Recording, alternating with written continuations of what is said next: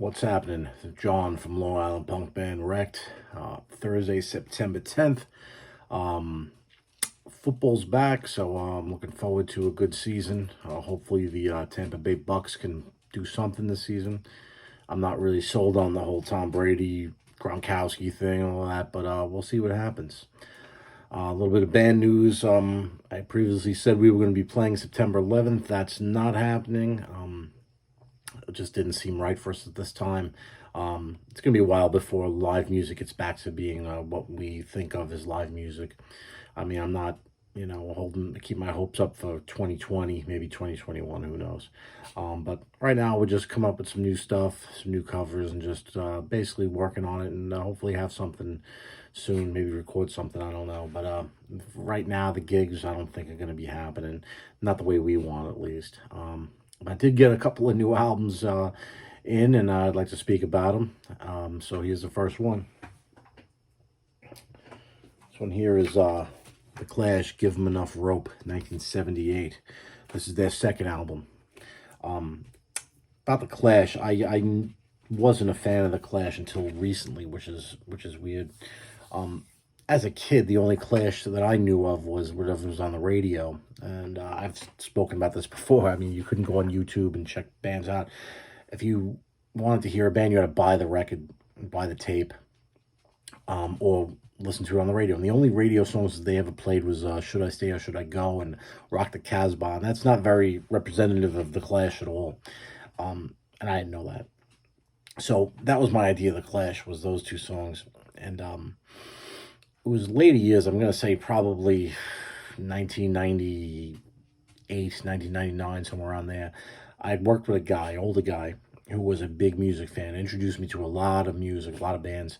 I'm not going to say his name. No one wants to be mentioned on this kind of video. But like I said, he was an older guy, and I worked with him. We went out to lunch, and I was playing Rancid. And he's like, who is this? I saw, this is Rancid, one of my favorite bands at the time, still is. And he says, oh, do you like The Clash? I said, no, fucking Clash. No, man. What, Rock the Casbah? No, I don't like The Clash. He said, no, you're not buying the right, listen to the right Clash. He said, they're a punk band, they sound like Rancid, I hear a lot of them. And I said, no. He goes, yeah. Next day, he gives me, lends me a double CD, Story of the Clash. And that's the greatest hits album. And it had all these songs that I've never heard. Janie Jones, Police and Thieves. It was just, I couldn't believe these guys had this catalog of music, of punk music. They sounded nothing like, the Should I Stay or Should I Go, or the Rock the Casbah. And which I grew to like those songs, but over the time, that Clash, that early Clash was great. And I couldn't believe what I was hearing. It was right up my alley. It was raw. It was good, well thought out songs, and played just with abandon. And a few of those songs I think were on here. This is probably my favorite Clash album. It's got Safe European Home, Tommy Gun, which is my favorite, Last Gang in Town. Julie's Been Working for the Drug Squad. I mean, it's all there. So this is the only Clash I have on vinyl for some reason. I don't know. I just never got around to buying it. But they're a great band, and even the Joe Strummer and the Mescalero stuff I like. But this is where it's at for me, The Clash. So the first album's great. This one, they sort of started getting more into their sound, and it's a great album. Second side, I don't really...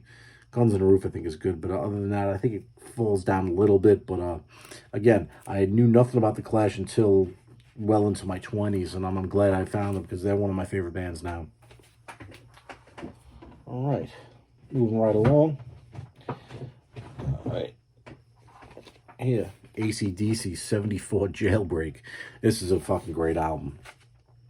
This album came out in 1984. Came out between Flick of the Switch and Fly on the Wall. Again, this is a similar situation as The Clash.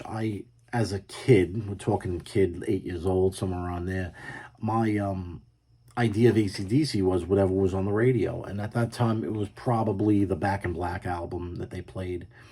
And I knew it. I liked it. I liked the imagery of ACDC. I liked the logo, with the Thunderbolt and all that stuff. So when they came out with this in '84, they started playing this the video for Jailbreak, and I saw it. We didn't have cable as kids, we didn't have MTV, but it was a channel 59 and a channel 68 that would play heavy metal videos, and Jailbreak came on, and I'm like, ACDC. I'm like, wait, this doesn't sound like ACDC, you know? And who the fuck is singing, you know? I couldn't believe it. I'm like, what is going on? It's Bon Scott singing. I had no idea who Bon Scott was. But I was very confused as a 9-year-old kid. Now, who am I going to ask about ACDC? If it's not in the magazines, if they don't mention it, who am I going to? My mom. I'm going to ask her. My mom, who's this guy singing for ACDC? She didn't give a shit about ACDC. So I was very confused what this was, but I loved this sound. It was raw. It wasn't as slick. The guy, the singer, was, to me, had a better voice for the music, and I couldn't get over this. I'm like, Jailbreak, and then they released this, and I was like, shit.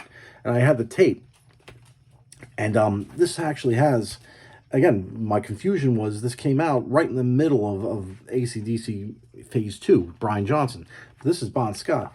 These songs were released originally on the Australian copies. Jailbreak was released in '76 on Dirty Deeds Done Dirt Cheap, the Australian record. And the rest of them, Soul Stripper, Baby Please Don't Go, Show Business, You Ain't Got a Hold of Me, was on the Australian version of TNT. You can get those records. You're going to pay through your ass on them, but you can get them. One of these days I might try.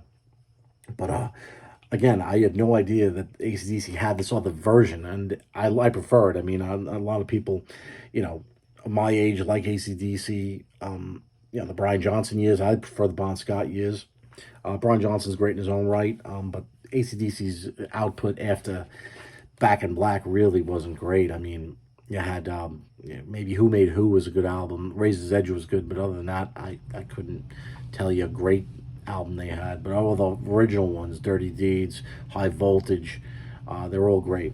And interesting was when I saw this cover, Gibson SG, and I wanted one from that day, and I saw that guitar. I'm like, hey man, that's the same guitar that Tony Iommi plays. It looked cool because it kind of looked like devil horns on it, and you didn't see much of many guitarists playing these guitars at the time. By that time, they were all those pointy, Jacksons and the BC Riches and Super Strats. They didn't play Gibsons like this, but I actually bought an SG. It's a real SG. It's It's the 60s tribute faded special. It's got P90s in it, and I'm not gonna bore you with details. P90s are not these humbuckers, not these pickups, which are humbuckers, but the P90s are very noisy. Don't work for a 3-piece band, so I rarely play the guitar. But it's a nice guitar. But that's AC/DC's Jailbreak. Great album. All right. The next, here's an album that came out this this century. Right? Kidding. This actually came out this year. This is band LA Witch from Los Angeles, right? They're a great band. This is their second full length. They have a couple of singles, some EPs too, but this is their second full length, and it's great. Very, I always say this, it's garage rock, but that's what I'm into, But it's very garagey. It's simple songs, very raw guitar, echoey, reverby guitar. They sound like they're playing Fenders, not Gibsons. But you hear these girls rock. 3-piece band again. Big fan of 3-piece bands. My band's a 3-piece band, so I like to see what people can do, and it's great. I can't wait to see them. Actually, I hope they come around, and I hope, like I said, getting back to live music. I hope they figure it out how to do live music the way that I want to see it, at least. But yeah, great album. I strongly recommend LA Witch. They're on Suicide Squeeze Records, and pre-ordered this. Took a while to get. I got the limited edition. If you could see this, it's a clear, multicolored splatter vinyl, which is always cool, And again, I don't mind spending the money for a band that I enjoy listening to, and they put out a good product. All right, moving right along again. Here is Liz Phair, White Chocolate Space Egg. This is her third album. I'm not a huge Liz Phair fan, but I do like her. I saw her in, I think it was April of 1994 at the Academy of Music in New York. Some somebody I was dating at the time had tickets, and I went. This was, and again, 1994, which was, she was touring her second album, Whip Smart, which I had, and I loved it. Very, very loud guitars, shouting vocals, that was the grunge era. It was really, really in there, in that style. Her first album, Exile in Guyville, I had too, which was good, but it was more indie rockish. The Whip Smart album was more grunge. This is getting back to the indie rock, and it's got my favorite song from her called Girls Room, which is only a minute and 47 seconds, and it's her and a guitar, and it's great. After this album, I didn't really pay attention to her career. She put out a pop album. I guess her management company or whoever convinced her that she was a pop artist, and she put out an album that sounded like an Avril Lavigne album, and it was trash. From what I understand, she's coming out with another album this year, but I'm not, that ship has sailed for me personally. But she was great, and she played guitar well, and she sang great. And I remember that live show I saw made me a fan of hers, and she was really good. But again, I don't know what happened with her, so we'll see. We'll see if the new album has anything to offer. All right, last one. Here's an album that really needs no introduction, and I could go on for hours about this one. This is Down, Nola. Down is a super group, you want to say. Phil Anselmo from Pantera, Pepper Keenan from COC, Todd Strange and Kirk Windstein from Crowbar, and Jimmy Bauer from I Hate God. This came out in 1995, and when this came out, I was fucking excited about this. I couldn't wait to hear it. Because at that time, Pantera was one of my favorite bands. COC was one of my favorite bands. And it really confused me, this album. I didn't get it. It was very mid-tempo. It was very almost spacey, stony kind of, and I didn't get it. It didn't sound like Pantera, because I guess I was expecting it to sound like Pantera. I expected it to sound heavier because of the album, because of the cover art. Jesus smoking a joint. I was like, oh, this has got to be sick. And I didn't get it. It only turned out in I'm not going to say recent years, but probably, 15 years ago or so, where I got it. I got what Down was doing. And this is, like I said, their first album. They came out with 2 others and a couple of EPs. And if you're into sludge rock, stoner metal, doom metal, this kind of wrote the course for it, in my generation at least. Nobody was doing this kind of music. If you weren't doing thrash, death metal, if you weren't doing alternative, indie, nobody was doing 70s inspired doom or sludge, and they started it, in my opinion, for my generation. Sounds like Black Sabbath, sounds like Trouble, Blue Oyster Cult, Blue Cheer kind of, but it's a great album. It's got, I thought this was actually a bootleg. I got this on eBay, and it came, and I'm like, this shit, because this came out in 95, and this is a 2016 repress. But it isn't. It's actually a good copy. It sounds great. And if you're into real good guitar riffs, and good drumming, it's not speedy. It's not heavy in that respect, but it's heavy when you hear it. When it's got Stone the Crow, Losing All, Eyes of the South is great. Lifer, Temptations, Wings, Bury Me in Smoke, all great. And in closing about this album, like I said, I can go on for hours about it. This was, like I said, Phil Anselmo's and Pepper Keenan's kind of idea to do this band. And Phil Anselmo at the time, in 1995, Pantera, like I said, was one of my favorite bands at the time. And 1995 comes around, he puts this out. And then after that, Pantera had 2 more albums, which I really wasn't a huge fan of. And Phil left the band. But Phil Anselmo could have done anything after that band. He could have kept playing Pantera music, could have formed a Pantera clone band, could have done anything, but he didn't. He kept doing original music, with Down, with Superjoint Ritual, with Arson Anthem, with N Minor. He did a project with his ex-wife, Southern Isolation.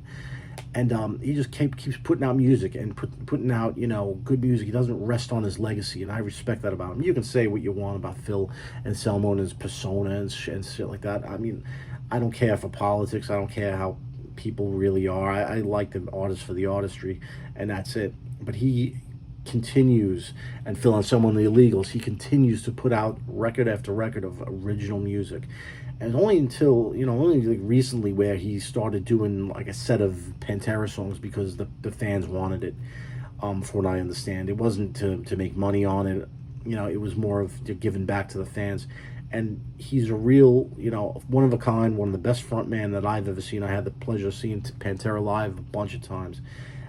Down I've seen a couple times also, but again, I only went because my friends were going. I really didn't get it. Now if I saw Down, I'd really get it and I'd understand it. But other than that, if you're into, again, real guitar riffy shit, uh, start with Nola and then go on from there. They only have two other albums, full lengths, and then a couple of EPs. But I mean, a real original band, and I really can't say much about it. So that's the new vinyl I got in. I have a few more things coming up, coming in. I don't have yet, but I'm going to put up another video once it does come in.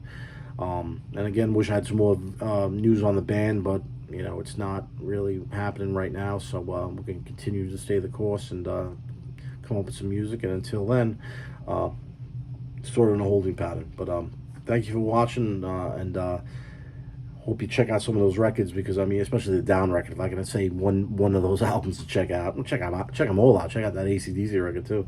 But yeah, check out that Down record because it's a great band and it's a great album. So thank you for watching. Have a good day.